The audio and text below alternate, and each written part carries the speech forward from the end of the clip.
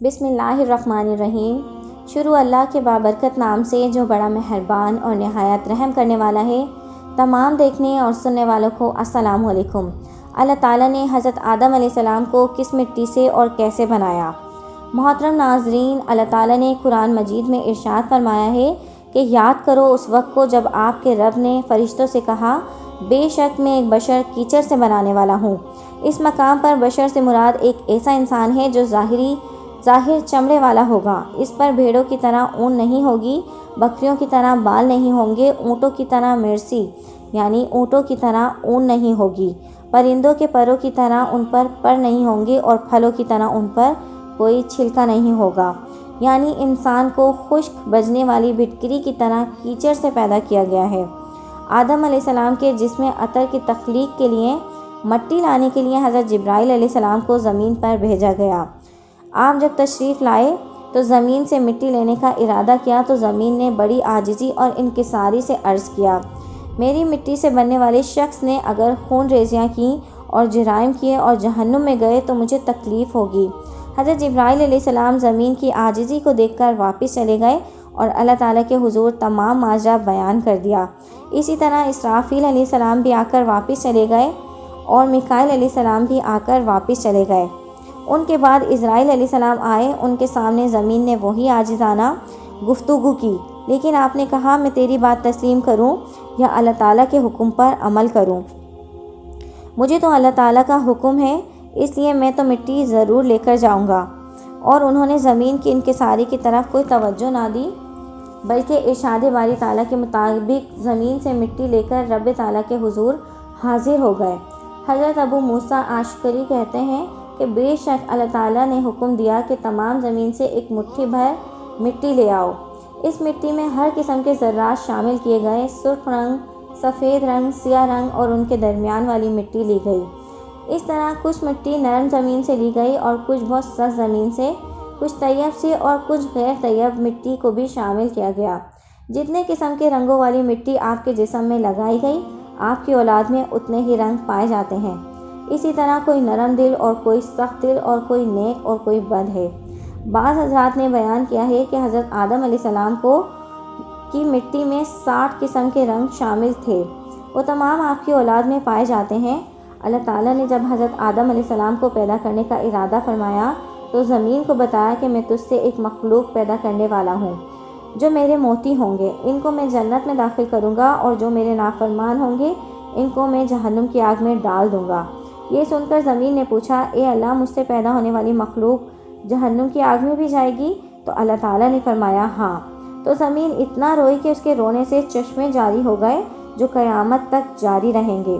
تو دوستو، جب حضرت اسرائیل علیہ السلام مٹی کو لائے تو انہیں اللہ تعالیٰ نے حکم دیا کہ انہیں صفا اور مروہ کے پہاڑیوں کے درمیان رکھ دو، یعنی وہاں رکھ دو جہاں آج کل خانہ کعبہ ہے۔ پھر فرشتوں کو حکم دیا کہ اسے مختلف پانیوں سے گاڑھا بنائے۔ پھر اس پر 40 روز بارش ہوئی، 39 دن غم و رنج کا پانی برسا اور 1 دن خوشی کا۔ اس لیے انسان کو رنج و غم بہت زیادہ رہتے ہیں اور خوشی بہت کم آتی ہے۔ پھر اس سے مختلف ہواؤں سے خشک کر کے کھنکنے والی مٹی بنا کر اللہ تعالیٰ نے خود اپنے قوت کاملہ سے خود تیار کیا۔ فرشتوں نے کبھی بھی ایسی صورت میں نہیں دیکھی تھی، وہ حیران ہو کر اس کے ارد گرد پھرتے تھے اور اس کی خوبصورتی پر تعجب کرتے تھے۔ ابلیس کو بھی اس کی خبر ہو گئی تھی، ابھی تک وہ مردود نہیں ہوا تھا، وہ بھی اس قالب کو دیکھنے آیا اور اس کے ارد گرد پھر کے بولا، اس پر تعجب کرتے ہو؟ یہ تو اندر سے خالی جسم ہے جس پر جگہ جگہ سوراخ ہیں۔ اس کی کمزوری کا یہ حال ہے کہ اگر بھوکا ہو تو گر پڑے اور اگر خوب سے ہو جائے تو چل پھر بھی نہ سکے، اس خالی قالب سے کچھ نہ ہو سکے گا۔ پھر کہنے لگا، ہاں، اس کے سینے کے پاس ایک بند کوٹری یعنی دل ہے، یہ خبر نہیں کہ اس میں کیا ہے، شاید یہی لطیفہ ربانی کی جگہ ہو جو خلافت کا حقدار ہوا ہے۔ اللہ تعالیٰ نے روح کو حکم دیا کہ اس قالب میں داخل ہو جا اور تمام حصوں میں پھیل جا۔ جب روح قالب کے پاس پہنچی تو جسم کو تنگ و تاریک پایا، اندر جانے سے ٹھہر گئی۔ بعض روایات میں آتا ہے کہ تب نور مصطفیٰ صلی اللہ علیہ وسلم سے وہ قالب جگمگا دیا گیا، یعنی وہ نور حضرت آدم علیہ السلام کی پیشانی میں امانت رکھ دیا گیا۔ پھر روح آہستہ آہستہ داخل ہونے لگی۔ ابھی سر میں ہی تھی کہ آپ کو چھینک آئی اور زبان میں پہنچی تو آپ نے الحمدللہ پڑھا، اور اللہ نے اس کے جواب میں یرحم اللہ کہا، اور اللہ تعالیٰ نے کہا اے ابو محمد، اور یہ ابو البشر آپ کی کنیت ہے، میں نے تمہیں اپنی حمد کے لیے پیدا کیا ہے۔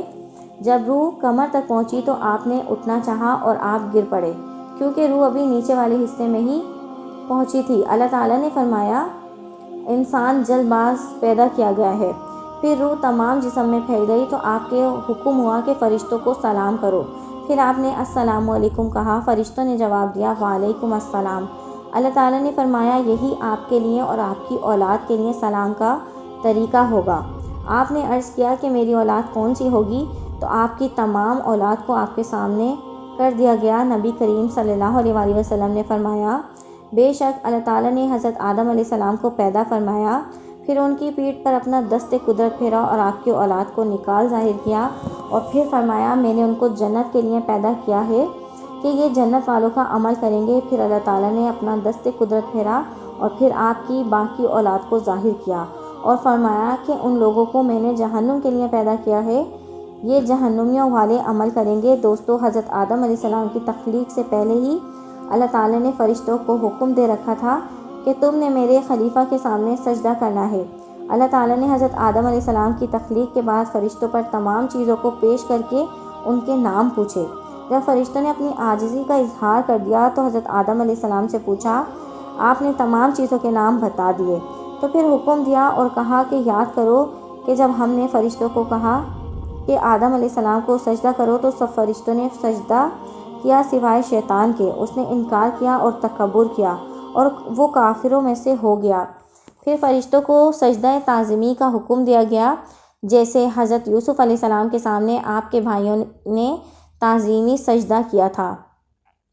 پھر ہمارے نبی کریم صلی اللہ علیہ وآلہ وسلم نے شریعت نے تعظیمی سجدہ حرام قرار کر دیا ہے، عبادت کی غرض سے کسی شریعت میں بھی جائز نہیں رہا۔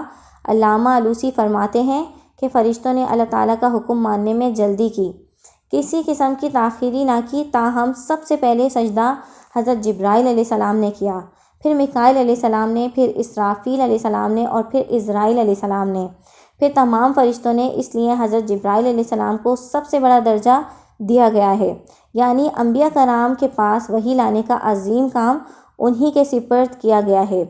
بعض حضرات نے کہا ہے کہ سب سے پہلے سجدہ حضرت اسرافیل علیہ السلام نے کیا، اس لیے ان کی پیشانی پر سارا قرآن لکھ دیا گیا ہے۔ یہ تھا آج کا ہمارا واقعہ۔ اگر پسند آیا ہو تو پلیز میرے چینل کو لائک، شیئر اینڈ سبسکرائب۔ اپنے دوستوں کے ساتھ یہ واقعہ لازمی شیئر کریں۔ Thanks for watching. اللہ حافظ۔